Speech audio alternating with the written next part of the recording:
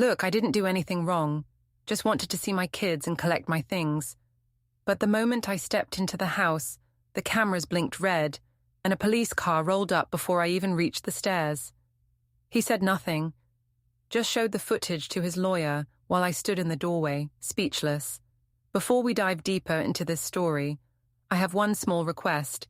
Please subscribe, drop a like, comment, and hit that hype button to boost this channel so more people can discover these incredible stories. It started at the Willow Bar after work. Liam poured me a drink and asked if I was happy. I said I was fine, but he said I looked tired, like someone who stopped being seen. I laughed and said marriage does that.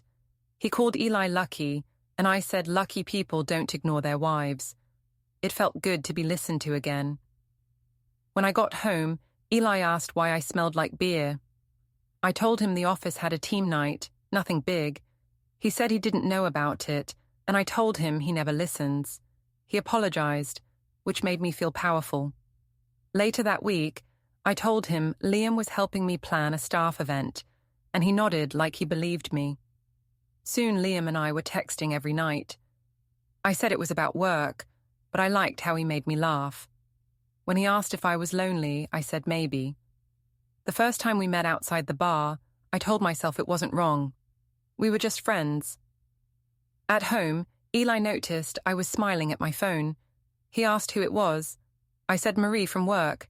He said he didn't care who it was, but I could tell he did.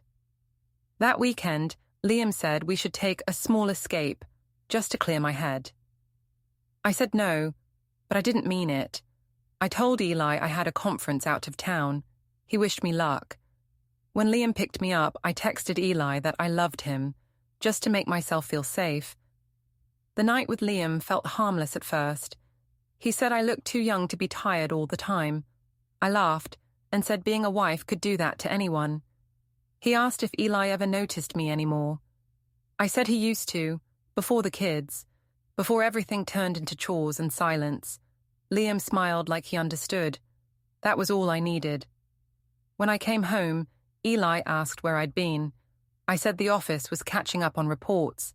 He said my lipstick was too bright for paperwork. I told him he was imagining things. Later, when he tried to hug me, I said I was exhausted. I watched his face drop and told myself he deserved it for always making me feel small. At work, Liam kept bringing me coffee and saying he missed our talks. I told him he made my days easier. He said I deserved better than cold dinners and quiet nights. I told him not to say that, but I didn't mean it. The first time we met outside work, I said it was just for advice. He said he'd keep my secrets. I told myself it wasn't betrayal, only connection. When I got home that night, Eli was still awake. He asked if I had fun. I said it was work. He didn't answer, just looked at my phone lighting up with Liam's message. Same spot tomorrow? Ruth's birthday dinner was supposed to be peaceful. I wore a new dress and told everyone Eli was just tired from work. When he arrived late, I said loudly that he always liked to make an entrance. People laughed and he smiled politely, which somehow annoyed me more. I wanted him to react, to fight back, to prove he still cared. During dinner, I joked that Liam understood my jokes better than my own husband. Eli said nothing, just kept cutting his food. I said he never talks anyway, so what's the difference? Ruth looked embarrassed. My mother tried to defend me, saying I just needed attention. I laughed and said, exactly. After cake, Eli offered to help clear the table, but I told him not to pretend now. Everyone went quiet. I could feel eyes on me, and instead of stopping, I said that I refused to live with someone who made me feel invisible. Ruth told me to lower my voice. I said maybe her son should learn to keep his wife happy. Eli put down the plates and left without a word. I called him dramatic, but the moment the door closed, even my mother stopped smiling. Later that night, I posted a picture with Liam from the bar, captioned, "Finally with someone who listens." I told myself it was just a joke. It wasn't. When I saw the message from Eli's email, "Petition for divorce filed," my hands went cold. I called him right away, but he didn't answer. At first, I laughed, thinking he was bluffing. Then I saw he had blocked me on everything but text.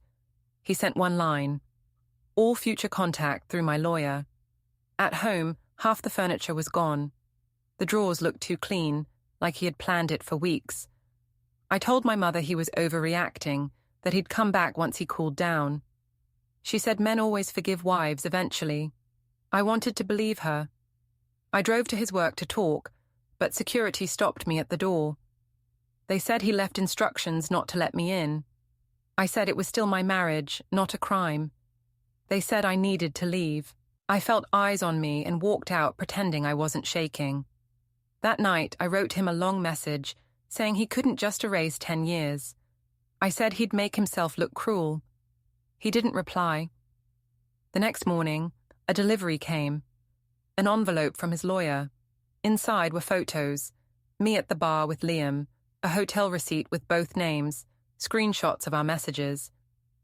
I told myself he must have hacked something, but the dates and times were too exact. He had proof of everything. I moved into a small apartment with peeling paint and loud neighbors. At first, I told everyone I loved the freedom, that Eli's silence meant guilt, but soon people stopped calling. At work, Marie whispered that management didn't like scandals. Liam ignored my texts completely. I told myself he was busy, though his posts showed nights out with new people. I called the kids every evening, but Ruth said they were asleep or doing homework. Jade sounded distant, like she was afraid to talk.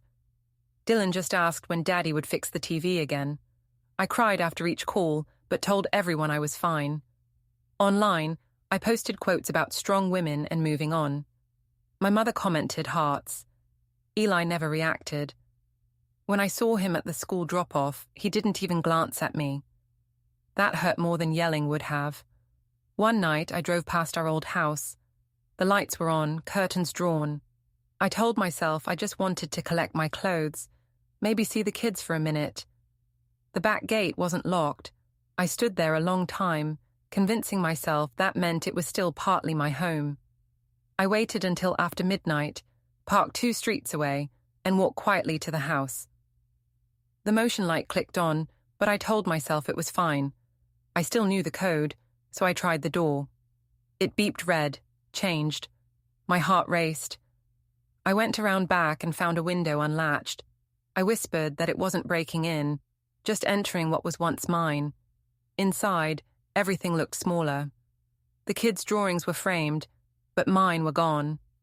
I went to the living room and picked up a photo of us from the shelf. I wanted to keep it, proof that we were real once. That's when a soft sound buzzed above, tiny red lights from new cameras. I froze. My phone vibrated, Ruth's name. I didn't answer. Then blue flashes filled the windows. The police came so fast I thought it was a dream. An officer told me to step outside. Eli stood on the driveway, calm in a hoodie, arms crossed. He didn't say a word. He didn't have to. At the courthouse, I said it was a misunderstanding. The judge didn't look at me once. Eli's lawyer showed the video, me crawling through the window, holding the photo. I said I only wanted my things. He said the footage spoke louder. When the order was read, no contact except scheduled visits, I felt my knees weaken. Ruth thanked the court. My mother cried. Eli just nodded, collected the memory card and walked out. I called his name, but he never turned around. Don't forget to hit like, subscribe, and turn on the bell so you don't miss the next story. Write in the comments from which city you are watching.